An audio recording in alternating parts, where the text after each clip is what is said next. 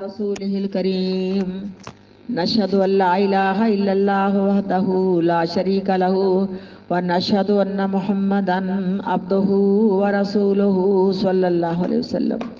رب اشرح لي صدري ويسر لي أمري واحلل عقدة من لساني يفقهوا قولي أعوذ بالله السميع العليم من الشيطان الرجيم من همزه ونفخه ونفسه وَإِذْ قَالَ رَبُّكَ لِلْمَلَائِكَةِ اور جب فرمایا آپ کے رب تبارک و تعالیٰ نے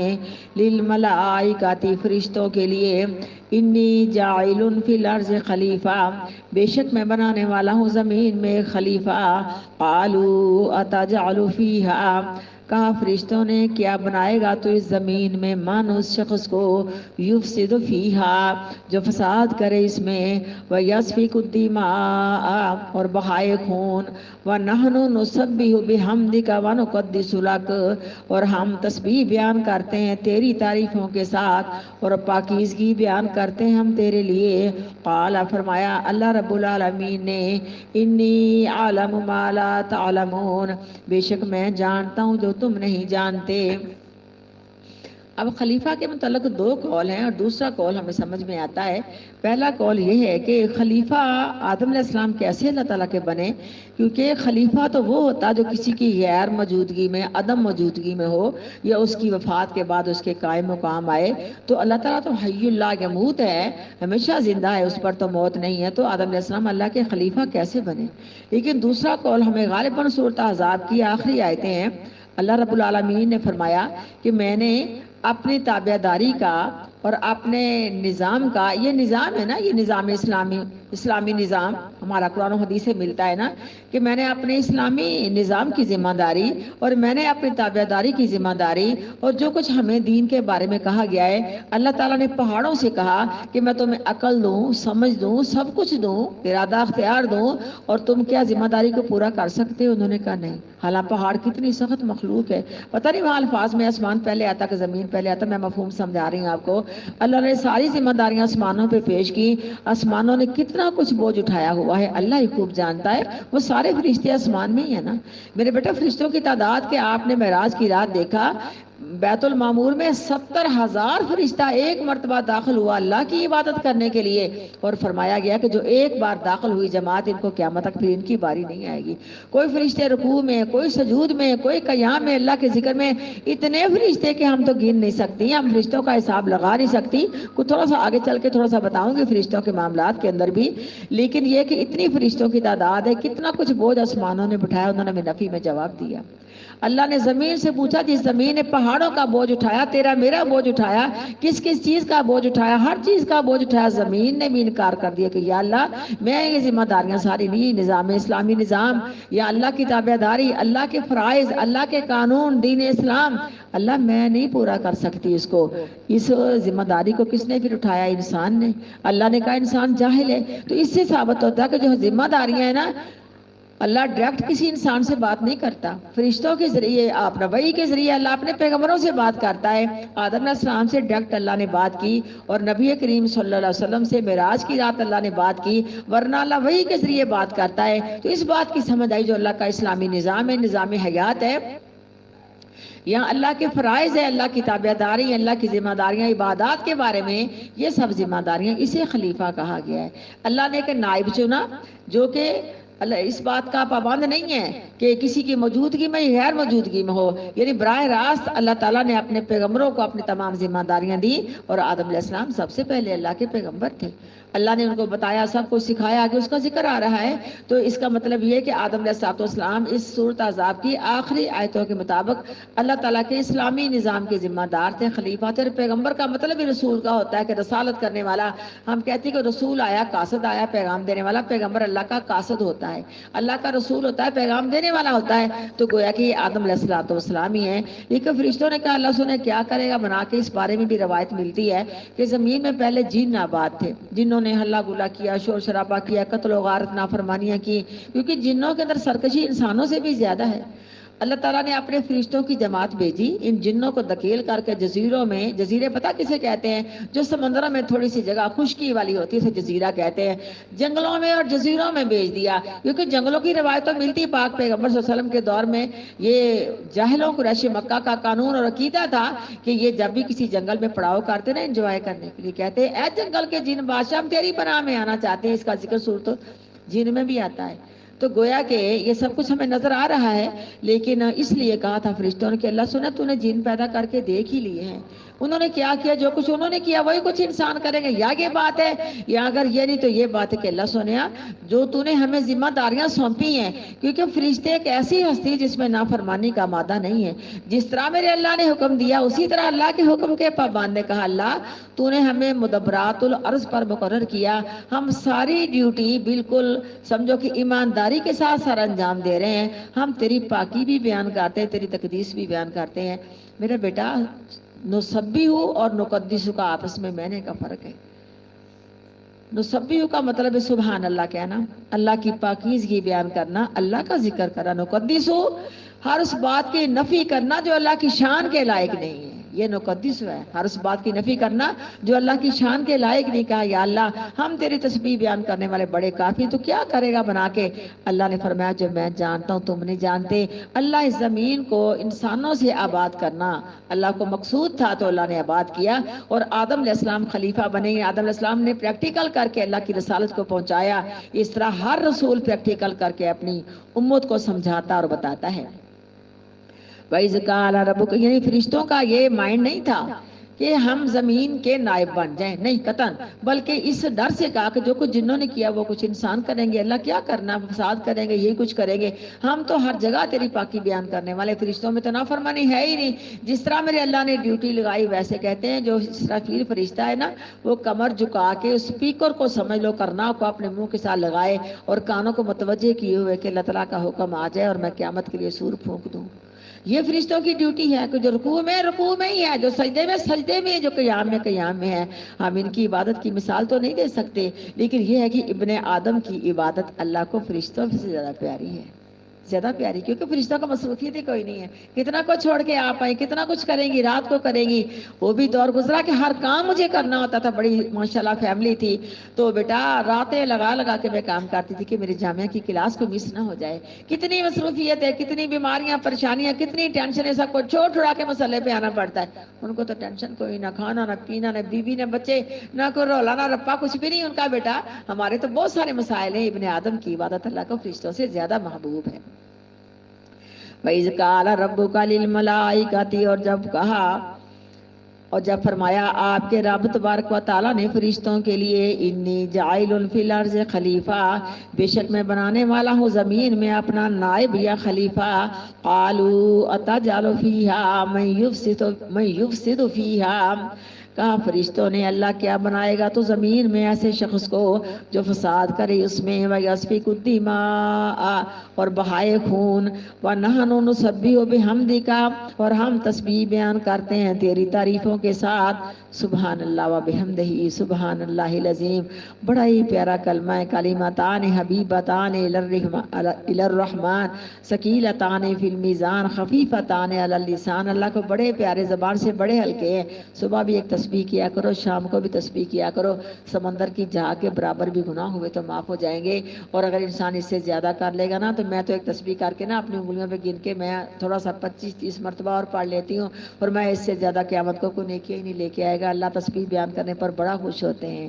اور ہم تسبیح بیان کرتے ہیں تیری تعریفوں کے ساتھ، وَنُقَدِّسُ لَكَ، اور پاکیزگی بیان کرتے ہیں ہم تیرے، اللہ ہر چیز سے پاک ہے، اللہ ہر عیب سے پاک ہے، اللہ تعالیٰ کے ساتھ کوئی نہیں، اللہ تعالیٰ کی شان کے جو بھی خلاف بات ہم اس کی نفی کر کے رکھ دیتے ہیں انشاءاللہ۔ قال انی اعلم ما لا تعلمون، اللہ نے فرمایا بے شک میں جانتا ہوں جو تم نہیں جانتے، وعلم آدم الاسماء، اور سکھا دیے اللہ تعالیٰ نے آدم علیہ السلام کو کلہا، نام ہر ایک چیز کے،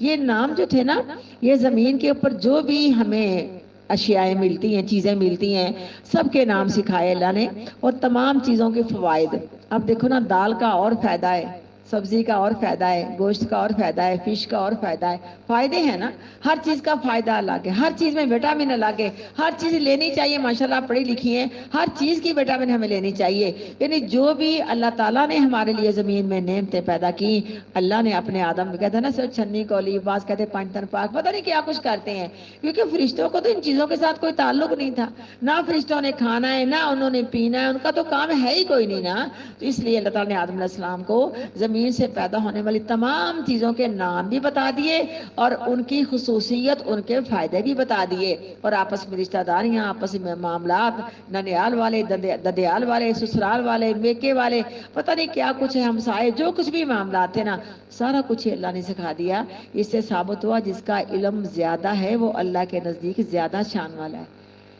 کئی روایتوں میں آتا ہے کہ عبادت گزار بندے سے اللہ تعالیٰ کو علم والا بندہ پسند ہے، اگر علم والا ہو کے عبادت کرے گا تو اللہ تعالیٰ کے پیغمبر کی سنت کے مطابق جان کے عبادت کرے گا، جیسے آتا ہے کہ ساری رات نفل پڑھنے والا جس نے صحیح طریقے سے پڑھے ہی نہیں، اس نے نماز کے ارکان نہیں پورے کیے، نماز کا حق نہیں ادا کیا، اللہ لکھتے ہیں ساری رات ہی جاگتا رہا اور کوئی فائدہ نہیں ملتا اس کو، اور نماز کے سمجھو کہ تقاضے پورے نہیں کیے،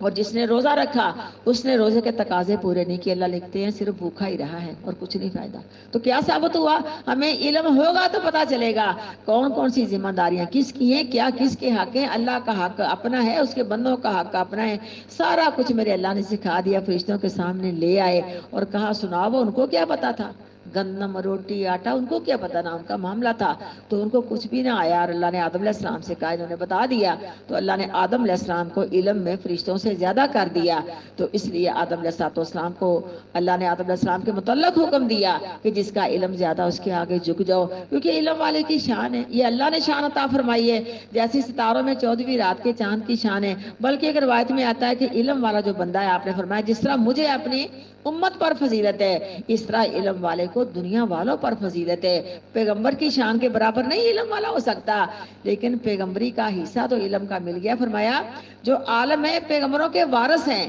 پھر صاف آتا حدیث حسن درجے کی ہے کہ پیغمبروں کی وراثت کو درم و دینار تھوڑی ہیں، پیغمبروں کی وراثت تو علم ہے، ہماری الماریاں کھولو گے، سیف کھولو گے، کیا ملے گی؟ کتابیں ملے گی، وہ تو ہمیں سب کچھ ہے، ہماری کتابیں کئیوں کے ٹیبلوں پہ آپ نے دیکھا یہ بت بنے رکھے ہیں، یہ بالو بنا کے رکھے ہیں، یہ ڈیکوریشن پیس رکھے ہیں، یہ مصنوعی پودے رکھے ہیں، مصنوعی پودے نہیں رکھنے چاہیے، اصل پودے لگاؤ، اچھی بات ہے، لیکن ٹیبلوں پہ اگر قرآن ہو، اگر حدیثیں ہوں، اگر اس طرح کی چیزیں ہوں، تو کیا ہماری خوش قسمتی ہے، کیونکہ ہمارا تو کام ہی یہ کہ جب فارغ ہوئے ہم نے کھولا اور پڑھا،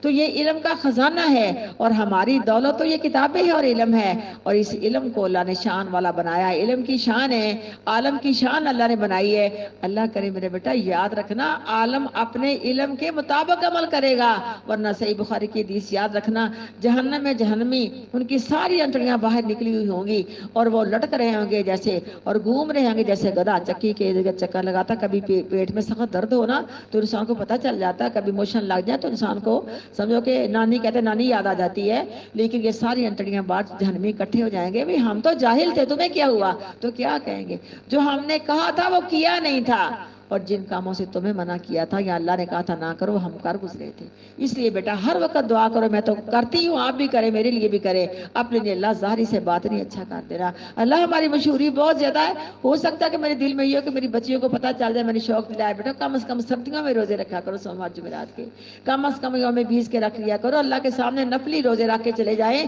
کیا پتہ ہماری فرضیوں میں کوتاہیاں ہو جائیں، جب تک نفل نہ پڑے ہوں گے، نفلی روزے نہ رکھے ہوں گے، نفلی صدقہ نہ کیا ہوگا، اگر ان فرائض میں کمی آئی تو اللہ جہنم میں ڈالے گا، ضرور ڈالے گا، کوئی چھٹی نہیں ملنی، تو کیوں نہ نفل پڑھ کے اللہ سے معافی مانگ لے، اللہ جو فرضوں میں کمی رہ گئی ہے وہ بھی ہمیں نہ کمی کرنے کی توفیق دینا، اور ہمارے نفلوں کو اللہ ہمارے درجات کی بلندی کا سبب بنانا، نفل پڑھنے والوں کی سفارش آقا علیہ السلام نے کروانی ہے۔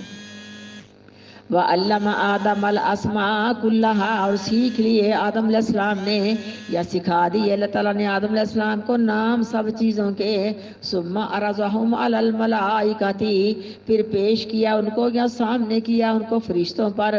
فقال، پس فرمایا اللہ تبارک و تعالیٰ نے فرشتوں کے لیے، انبئونی بِأَسْمَاءِ ہَؤُلَاءِ، خبر دو مجھ کو ان چیزوں کے ناموں کی، ان کنتم صادقین، صادقین، اگر ہو تم سچ بولنے والے. قالوا سبحانک لا علم لنا،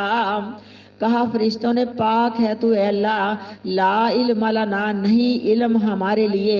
الا ما علمتنا مگر جو سکھایا تو نے ہمیں. یہ بھی بیٹا ہے کہ علم والے کی علم کی علامت ہے کہ جب اس سے مسئلہ پوچھا جائے تو اس کو پتہ نہیں، کیونکہ ہم نے اتنا علم رکھتے ہی نہیں. وہ کہے کہ مجھے اس مسئلے کا پتہ نہیں، میں تمہیں پتہ کر کے بتاؤں گا. اب میسج آتے رہتے ہیں کہ ہم سے کسی نے مسئلہ پوچھا لیکن ہمیں اس کی وضاحت کا نہیں پتا تھا، باجی بتاؤ اس کا کیا حل ہے یا اس کا کیا جواب ہے یا حدیث پاک میں کیا حکم آتا ہے. تو بیٹا یہ ہے کہ انسان یہ نہ کہے کہ ہاں مجھے پتا ہے، اٹکل کے ساتھ اس کا سمجھو کہ اپنے پاس سے کوئی خواب کی تعبیر ہے، کوئی مسئلے کی سمجھ ہے، کوئی حدیث کا مسئلہ ہے یا کوئی ہمارے معاملات ہے، اٹکل نہیں بلکہ کہے کہ مجھے اس کا پتہ نہیں، میں انشاءاللہ معلومات لے کے بتاؤں گی، کیونکہ ہمارا علم تو ہے ہی کمزور، ہم عورتیں ہیں. کہا فرشتوں نے پاک ہے تو اے اللہ نہیں علم ہمارے لیے، الا ما علمتنا مگر جو سکھایا تو نے ہمیں، انکا انت العلیم الحکیم بے شک تو جاننے والا حکمت والا ہے. قال فرمایا اللہ تبارک و تعالی نے، یا آدم اے آدم علیہ السلام، انبئہم باسمائہم خبر دے دو فرشتوں کو ان ناموں کی. فلما انباہم باسمائہم پس جب خبر دے دی آدم علیہ السلام نے فرشتوں کو ان ناموں کی، قال فرمایا اللہ تعالیٰ نے، قال فرمایا اللہ تعالیٰ نے، علم اقل لکم کیا نہیں کہا تھا میں نے تمہارے لیے، انی عالم غیب السماوات والارض بے شک میں جانتا ہوں غیب آسمانوں کا اور زمین کا، وعالم ما تبدون وما کنتم تکتمون اور میں جانتا ہوں جو ظاہر کرتے ہو تم اور جو پوشیدہ کرتے ہو تم. وَإِذْ قُلْنَا لِلْمَلَائِكَةِ اسْجُدُوا اور جب کہا ہم نے فرشتوں کے لیے سجدہ کرو، آدم علیہ السلام کو، فَسَجَدُوا إِلَّا إِبْلِيسَ پس سجدہ کیا فرشتوں نے مگر ابلیس نے، ابا انکار کر دیا، واستکبر اور تکبر کیا، وَكَانَ مِنَ الْكَافِرِينَ اور ہو گیا وہ کافروں میں سے. یہ سجدہ تعظیمی تھا، کیونکہ جو لوگ کہتے ہیں نا کہ بس صرف تھوڑا سر کو جھکانا تھا ان کی غلطی ہے، کیونکہ سجدہ تعظیمی پہلی شریعت میں جائز تھا. سورۃ یوسف کے اندر ہم نے پڑھا کہ جو بچپن میں خواب آئی تھی یوسف علیہ السلام کو کہ 11 ستارے اور سورج چاند مجھے سجدہ کر رہے ہیں، جب یہ سارا معاملہ ہوا آخرکار وہ تخت سے نیچے اترے اور انہوں نے سجدہ کیا جیسے نماز والا سجدہ ہوتا ہے، اور یہ پہلی شریعت میں جائز تھا. ہمارے لیے سجدہ اللہ کی ذات کے علاوہ کسی کو کرنا حرام ہے. نبی کریم صلی اللہ علیہ وسلم کے پاس آپ کے صحابہ کرام آئے جس میں خلفائے راشدین کا ذکر بھی آتا، سونے نبی جی ہم دنیا دار بادشاہوں کے پاس جاتے ہیں، ان کی رعایا ان کو سجدہ کرتی ہے، آپ ہمارے بادشاہ بھی ہیں، آپ ہمارے پیغمبر بھی ہیں، پیغمبروں کے پیغمبر ہیں، اللہ نے آپ کو بڑی شان عطا فرمائی ہے، آپ ہمیں حکم دیں ہم آپ کو سجدہ کریں. تو آپ نے فرمایا سجدہ اللہ کی ذات کے علاوہ کسی کو کرنا حرام ہے، یہ جائز نہیں ہے. فرمایا اگر سجدہ جائز ہوتا میں بی بی سے کہتا اپنے خامد کو کرتی، کیونکہ یہاں سے بھی خامد کی شان ملی. تو بارہ سجدہ تعظیمی تھا، پہلی شریعت میں جائز تھا، ہماری شریعت میں منع کر دیا گیا ہے. یہ کوئی آنے والے پر استقبال کرنا پروٹوکول کے لیے ہمیں کلاس میں کھڑا ہو جانا ناجائز ہے. ہم چند قدم جا کے اس کا استقبال کر سکتی ہیں، اس کو ریسیو کر سکتی ہیں، جیسے نبی کریم صلی اللہ علیہ وسلم کی عادت تھی. سیدہ فاطمہ رضی اللہ تعالیٰ عنہ تھی تو آقا علیہ السلام کو کتنا پیار آتا، بیٹیوں سے پیار بڑا ہی ہوتا ہے. آپ پتہ چلتا نا کہ میری بیٹی آ رہی ہے، اب جلدی سے کالی سے جاتے جا کے اپنی بیٹی کے ماتھے کا بوسہ لیتے اور آپ اس کو بازو سے پکڑ کے لے کے آ کے ریسیو کر کے جہاں بیٹھے تھے وہاں بٹھا لیتے، اور وہ بھی آپ کا استقبال اس طرح کرتی. یہ ٹھیک ہے، کوئی بھی ہمارا بزرگ، ہمارا استاد بیمار، کوئی بڑا چھوٹا جیسے تندرست جو بھی ہے، ہم چند قدم چل کے اس کے ہاتھ سے بوجھ لیں. جیسے ہمارا خامد باہر سے آئے، بھائی بڑا باپ آئے، اس کا بوجھ پکڑے، کیا حال ہے طبیعت پوچھیں، اس کو باؤ سے پکڑ کے لے کے آئیں، اس کو ادب والی جگہ پہ بٹھائے، اس کی ضروریات کو پورا کریں، یہ جائز ہے ہمارے لیے. لیکن سر جھکانا ایسے کر کے یہ منع ہے. ہاں یہ ضرور ہے اگر ہمارا کوئی بزرگ بیٹھا ہوا اسے اٹھا نہیں جا رہا، ہم جھک کے اس کو مل سکتی ہے، معانقہ کر سکتی ہیں، یا اگر پیار دینا چاہتا اسے نہیں اٹھا جا رہا، ہم تھوڑا سا نیچے ہو جائیں، بیٹھ جائیں اس کے پاس، تاکہ وہ آسانی سے ہمارے سر پہ پیار دے دے. میرے بیٹا بڑوں کا پیار بھی بڑی رحمت والا ہوتا ہے، بڑی شفقت والا ہوتا ہے، ٹھنڈ پڑ جاتی ہے. کہتے ہیں بیٹی اپنے باپ کے پیار کے سایہ تلے اپنے گھر میں رخصت ہو جائے، یہ سعادت ہے. لیکن جھکنا ہمیں کسی کے آگے جائز نہیں، یا مستقل اپنی کلاس میں کھڑا ہو کے، اسکولوں کا ماحول ہے، استقبال کرنا جائز نہیں۔ اگر ایسا ہو رہا تو آپ نہ جائیں، آپ نہ کھڑے ہوں، کیونکہ بعض میری بیٹیاں ٹیچرنگ کرتی ہیں، بعض اپنی تعلیمی کلاس میں ہوتی ہیں، اگر کسی کلاس میں ایسا رویہ تو آپ نہ کریں۔ آپ صلی اللہ علیہ وسلم نے سختی کے ساتھ منع کیا ہے، بڑے سخت الفاظ آتے ہیں، اور آپ حدیث سنا دیں کہ اس طرح کر، ہاں سلام کرے، جواب دیں، ٹھیک ہے، آپ کو اس کا کام اس کے لیے کہا گیا، آپ لے آئیں، لیکن کھڑے ہو کے اس کا استقبال کرنا شریعت کے خلاف ہے۔ اور سجدہ تعظیمی پہلی شریعت میں جائز تھا، ہماری شریعت میں حرام کر دیا گیا ہے، ہم نے کسی کے آگے نہیں جھکنا۔ اللہ کا شکر جب ہم سر سجدے میں رکھتی ہیں نا، تصور کریں اللہ تعالیٰ اپنے عرش کے اوپر ہے، اور ہم نیچے زمین پہ سجدہ کر کے اپنے اللہ کی تعظیم کر رہی ہیں۔ کبھی دل میں سوچے، یقیناً دل کرتا سجدے سے سر نہ اٹھائیں، اور یا اللہ دل کرتا سجدے میں کہیں تیرا پیغام موت کا آ جائے، ہماری نماز بھی قضا نہ ہو۔ میرے دادا جی اللہ بخشے تہجد کی نماز سجدے میں گئے ہیں تو وہیں فوت ہو گئے ہیں۔ یہ جو مستقل پڑھنے والے ہیں تہجد کی نماز، اللہ تعالیٰ ان کی موتیں اچھی کرتا، اللہ ہمارے حال پہ بھی رحم کرے، ہمارا خاتمہ بھی ایمان کے ساتھ کرے۔ لیکن یہ مطلب نہیں جو اپنی چارپائی پر فوت ہوتا ہے تو اس کے درجات کم ہوتے ہیں۔ نبی کریم صلی اللہ علیہ وسلم، خلفائے راشدین، بڑے بڑے بزرگ اپنی چارپائی پر فوت ہوئے، لیکن یہ دعا کہ اللہ نمازی کر کے مارنا، بے نماز کر کے نہ مارنا، اور یہ ضرور دعا کیا کرو اللہ ہسپتالوں کی موت سے، ڈاکٹروں کے ہاتھوں کی موت سے، اللہ سنے ایکسیڈنٹ کی موت سے، بے لباسی کی موت سے بچا کے رکھنا۔ جب بھی تکلیف سخت آتی میں کہتی میرے ہسپتال میں نہیں جانا، لکھیے تو اللہ نے یہیں آ جائے گی۔ اللہ کا شکر بچایا جاتا ہے، آخر تو وقت آنا ہی آنا ہے، لیکن دعا کہ اللہ ہماری عزت کی، ہمارے پردے کی حفاظت کرنا، ہم حیادار ہیں، اللہ کسی کے سامنے ہماری عزت نہ کھلیں، اور گھر میں عزت کی موت دے دینا اور ایمان کی موت دے دینا۔ اللہ اکبر۔ وَإِذْ قُلْنَا لِلْمَلَائِكَةِ اسْجُدُوا لِآدَمَ، اور جب کہا ہم نے فرشتوں کے لیے سجدہ کرو آدم علیہ السلام کے لیے، فَسَجَدُوا إِلَّا ابلیس، پر سجدہ کیا انہوں نے مگر ابلیس نے، ابا انکار کیا، وَاسْتَكْبَرَ اور تکبر کیا، وَكَانَ مِنَ الْكَافِرِينَ اور ہو گیا وہ کافروں میں سے۔ کیونکہ تکبر بڑی بری علامت ہے، تکبر کبریائی اللہ کی چادریں ہیں، اللہ کے ہزار بان، جو ایک جس کے دل میں ذرہ برابر رائی کے دانے کے برابر بھی تکبر ہوا، جنت کی خوشبو بھی اس پہ حرام ہے۔ عاجزی کرنا، انکساری کرنا ہمارا رویہ ہونا چاہیے، کیونکہ اگر ہمیں کچھ اللہ نے کسی چیز میں فضیلت دی ہے، ہم سے بڑی بڑی فضیلت والے لوگ دنیا سے چلے گئے، اس وقت بھی موجود ہے۔ میری امی جان کا بچپن کا مجھے لیسن تھا کہ بیٹا مٹا دے اپنی ہستی کو، اگر کچھ مرتبہ چاہیے، دانا خاک میں مل کر گلے گلزار بنتا۔ تکبر کرنے کی علامت شیطان میں ہے، اور مسلمان مومن کبھی تکبر نہیں کرتا بلکہ عاجزی انکساری کرتا ہے۔ اس نے کہا تھا کہ میری ذات بہتر ہے، میں آگ سے بنا، اور آدم کو تو علیہ السلام کو تو نے مٹی سے بنایا، میں سجدہ نہیں کروں گا، تو جہنم رسید ہو گیا۔ سبحان ربک رب العزت عما یصفون وسلام علی المرسلین والحمد للہ رب العالمین۔ سبحانک اللہم وبحمدک، نشہد ان لا الہ الا انت، نستغفرک ونتوب الیک۔